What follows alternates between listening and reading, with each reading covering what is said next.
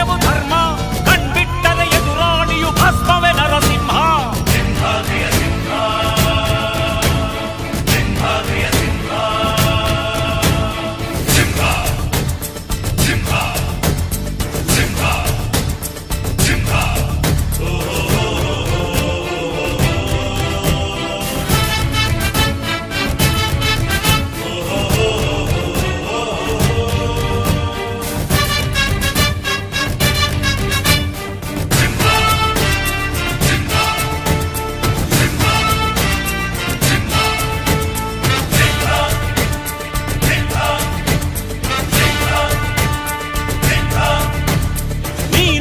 ಹೊನ್ನುಡಿಯದು ಮರು ನುಡಿಯುವರಿಲ್ಲ, ನ್ಯಾಯಾಂಗದ ಕನ್ನಡಿಯದು ಕಡೆಗಣಿಸುವರಿಲ್ಲ.